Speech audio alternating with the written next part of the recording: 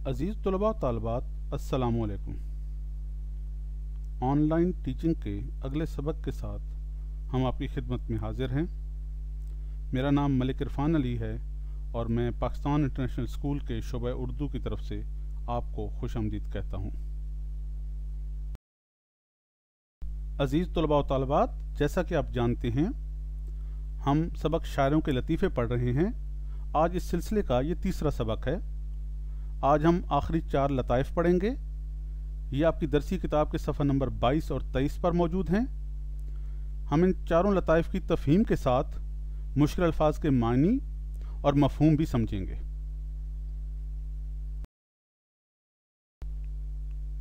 جیسا کہ آپ جانتے ہیں، سبق پڑھنے سے پہلے ہم اس سبق میں آنے والے مشکل الفاظ کے معنی سمجھ لیتے ہیں تاکہ سبق سمجھنے میں اور اس کی تفہیم میں ہمیں آسانی ہو۔ تو آج کے سبق میں جو مشکل الفاظ استعمال ہو رہے ہیں وہ یہ ہیں: تعظیم، استقبال کے لیے کھڑے ہونا، کسی کی عزت کرنا، اس کے استقبال کے لیے کھڑے ہو جانا، رسمی، رواج کے مطابق، مزاج پرسی، حال چال پوچھنا، اہل جلسہ، جلسے میں شریک لوگ، محفل میں شریک لوگ، خیر باشد فارسی کا لفظ ہے، اس کا مطلب ہے خیر ہو، یعنی خیریت تو ہے، خاطر جمعی، اطمینان، مرشد زادے، زادے کا لفظی مطلب ہے بیٹا، مرشد کا مطلب ہوتا ہے ہدایت دینے والا، لیڈر، رہنما، یہ مغل شہزادوں کا لقب ہے۔ قاطع برہان، دلیل کو کاٹنے والا، یہ مرزا غالب کی مشہور کتاب کا نام ہے۔ اشتیاق، شوق، گروہ عام، عام لوگوں کا مجمع، اکٹھ یعنی جہاں عام لوگ اکٹھے ہوں۔ شمار، گننا، جس کو آپ انگلش میں کہتے ہیں کاؤنٹ کرنا، گنتی کرنا۔ غنیمت، مفت میں ملنے والا مال۔ موقوف، ختم، زبان درازیاں، بری بات کہنا۔ دراز کا مطلب ہوتا ہے لمبا، جس کو ہم کہتے ہیں نا لمبی زبان، تو یہ اس معنی میں استعمال ہوتا ہے۔ قضا، موت، حیات، زندگی۔ لطیفہ نمبر 4 ذرا سنیے۔ ایک مشاعرے میں شیخ امام بخش ناسخ ایسے وقت پہنچے کہ جلسہ ختم ہو چکا تھا، یعنی مشاعرہ ختم ہو گیا تھا، مگر خواجہ حیدر علی آتش وغیرہ چند شعراء ابھی موجود تھے۔ یہ جا کر بیٹھے، تعظیم رسمی اور مزاج پرسی کے بعد کہا، یعنی حال چال پوچھا، سلام دعا ہوئی، اس کے بعد کہا، جناب خواجہ صاحب مشاعرہ ہو چکا؟ انہوں نے کہا، سب کو آپ کا اشتیاق رہا، یعنی سب کو شوق تھا کہ آپ بھی آتے اور آپ سے آپ کے اشعار سنتے۔ شیخ صاحب نے یہ مطلع پڑھا، یعنی اپنی ایک غزل تھی ان کی، اس کا پہلا شعر تھا، یہ پڑھا: جو خاص ہیں وہ شریک گروہ عام نہیں، جو خاص ہیں وہ شریک گروہ عام نہیں، شمار دانہ تسبیح میں امام نہیں۔ کیا مطلب ہوا اس کا؟ اس کا مطلب یہ ہوا کہ جب آپ تسبیح پڑھ رہے ہوتے ہیں، وہی تسبیح جو ہم نماز کے بعد پڑھتے ہیں، جو ہمارے ہاتھ میں ہوتی ہے، اس میں ایک بڑا سا دانہ ہوتا ہے، اس کو امام کہتے ہیں۔ لیکن جب ہم تسبیح کے دانے گن رہے ہوتے ہیں تو اس کو شمار نہیں کرتے، اس کو نہیں گنتے، تو اس لیے ان کا نام بھی امام تھا۔ چونکہ نام بھی امام تھا، اس لیے تمام اہل جلسہ نے نہایت تعریف بھی کی۔ کیوں تعریف کی؟ کیونکہ ان کا نام امام تھا اور انہوں نے اپنے آپ کو یہ کہہ دیا کہ میں تو عام لوگوں میں شامل نہیں ہوں، میں تو عام لوگوں سے ذرا بڑا ہوں۔ جس طرح تسبیح میں دانے ہوتے ہیں تو آپ لوگ تو عام دانوں کی طرح ہیں، اور میرا مقام تو وہاں تسبیح میں امام کی طرح ہے۔ اس لیے آپ لوگ تو مشاعرہ پڑھ چکے، لیکن میں تو بعد میں آتا ہوں، میں تو بڑا آدمی ہوں، میں تو باقی شعراء سے بڑا شاعر ہوں۔ اضافی سوال کیا ہو سکتا ہے؟ امام بخش ناسخ اپنے نام کو کس طرح ذو معنی انداز سے استعمال کرتے تھے، یعنی 2 معنوں میں۔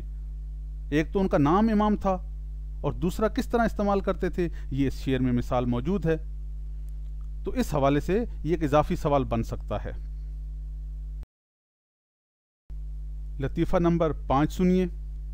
ایک شاگرد اکثر بے روزگاری کی شکایت سے سفر کا ارادہ ظاہر کیا کرتے تھے، یعنی ایک شاگرد تھے۔ کس کے شاگرد؟ آگے نام لکھا ہوا ہے حیدر علی آتش کے۔ وہ کہتے تھے کہ میرے روزگار کا مسئلہ ہے، میں اس شہر میں نہیں رہ سکتا، میں نے کسی اور شہر جانا ہے۔ سفر کا ارادہ، یعنی میں اس شہر سے دور جانا چاہتا ہوں، کسی اور شہر۔ خواجہ صاحب یعنی حیدر علی آتش اپنی آزاد مزاجی سے کہا کرتے تھے کہ میاں کہاں جاؤ گے؟ میاں اپنے سے چھوٹے کو بھی پکار کر کہا جاتا ہے میاں، یعنی اے عزیز۔ 2 گھڑی مل بیٹھنے کو غنیمت سمجھو، یعنی جو تھوڑا بہت ہم سے مل لیتے ہو اس کو ہی بہت سمجھو، تم میرے پاس آ جاتے ہو، بات کر لیتے ہو، ہم دوست ہیں، آپس میں اکٹھے ہو جاتے ہیں، اس کو بھی خدا کی نعمت سمجھو، غنیمت سمجھو، اور جو کچھ خدا دیتا ہے اس پر صبر کرو۔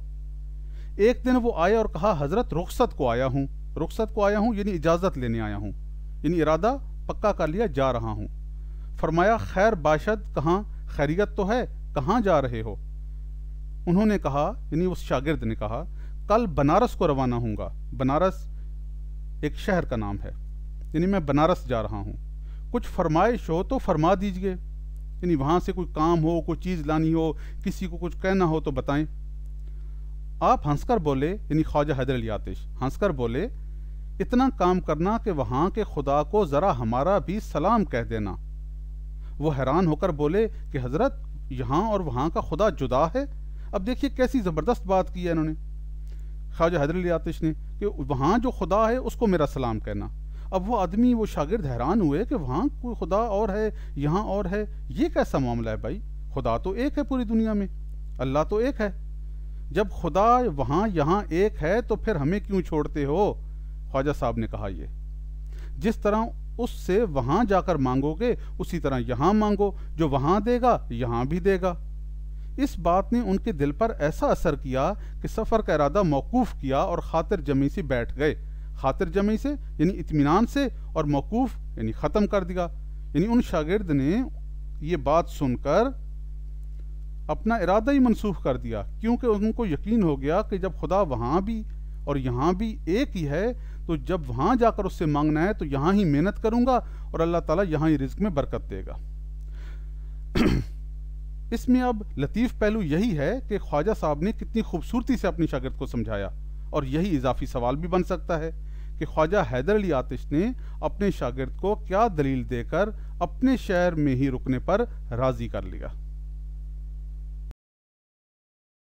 لطیفہ نمبر 6۔ ایک دن معمولی دربار تھا۔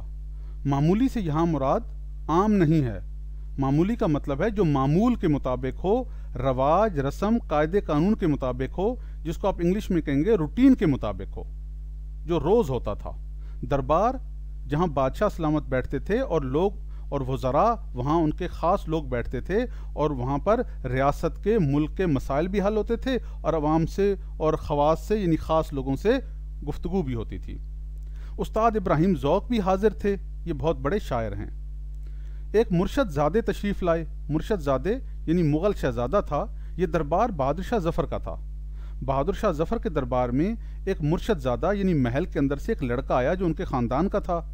وہ شاید کسی اور مرشد زادی یعنی کسی شہزادی یا بیگمات میں سے کسی بیگم صاحب کی طرف سے کچھ عرض لے کر آئے تھے۔ انہوں نے آہستہ آہستہ بادشاہ سے کچھ کہا اور رخصت ہو گئے۔ حکیم احسان اللہ خان بھی موجود تھے۔ انہوں نے عرض کی صاحب عالم یعنی اے بادشاہ سلامت، اس قدر جلدی یہ آنا کیا تھا اور تشریف لے جانا کیا تھا؟ صاحب عالم کی زبان سے اس وقت نکلا کہ اپنی خوشی سے آئے نہ اپنی خوشی چلے، یعنی یہ لڑکا نہ اپنی مرضی سے آیا تھا نہ ہی اپنی مرضی سے واپس جا رہا ہے۔ بادشاہ نے استاد کی طرف دیکھ کر فرمایا کہ استاد دیکھنا کیا صاف مصرع ہوا ہے۔ صاف مصرے کا کیا مطلب ہے؟ یعنی دیکھو میں نے تو ایک عام سی بات کہی ہے لیکن لگتا ہے یہ شعر کا ایک حصہ بن گیا ہے، ایک مصرع بن گیا ہے۔ استاد صاحب نے بے توقف بغیر رکے عرض کی کہ حضور لائی حیات آئے قضا لے چلی چلے، اپنی خوشی سے آئے نہ اپنی خوشی چلے۔ اب اس شعر کا مطلب کیا ہے؟ لائی حیات یعنی زندگی انسان کو دنیا میں لے کر آتی ہے تو ہم آ جاتے ہیں، ہماری مرضی تو شامل نہیں ہوتی۔ قضا لے چلی چلے، جب موت ہمیں واپس لے کے جاتی ہے تو ہم واپس چلے جاتے ہیں۔ اس طرح نہ ہم اپنی خوشی سے آتے ہیں نہ اپنی خوشی سے جاتے ہیں۔ اضافی سوال یہ بن سکتا ہے کہ لائی حیات آئے قضا لے چلی چلے، اس مصرے کا کیا مطلب ہے؟ تو بتا دیا کہ نہ ہم اپنی خوشی سے آتے ہیں نہ اپنی خوشی سے اس دنیا سے واپس جاتے ہیں۔ لطیفہ نمبر 7۔ مرزا غالب کی قاطع برہان کے بہت شخصوں نے جواب لکھے ہیں۔ قاطع برہان ان کی کتاب کا نام ہے۔ شخصوں یعنی بہت سے افراد نے، بہت سے اشخاص نے، لوگوں نے، اور بہت زبان درازیاں کی ہیں، یعنی ان کے بارے میں بری بری باتیں کی ہیں، بیہودہ باتیں کی ہیں۔ کسی نے کہا کہ حضرت آپ نے فلاں شخص، فلاں اس وقت بولا جاتا ہے جب کسی کا نام لکھنا مقصود نہ ہو، یعنی نام نہ لکھنا چاہتے ہوں تو صرف اشارہ کیا جاتا ہے فلاں۔ فلاں کا مطلب جس کو آپ کہتے ہیں فار ایگزامپل، فلاں شخص کی کتاب کا جواب نہ لکھا۔ فرمایا بھائی اگر کوئی گدھا تمہارے لات مارے تو تم اس کا کیا جواب دو گے؟ اب مرزا غالب نے ادھر کیا باریک نقطہ نکالا ہے، یعنی وہ جو لوگ میری کتاب پر اعتراض کر رہے ہیں ان کو گدھا کہہ دیا ہے۔ گدھا کن معنوں میں؟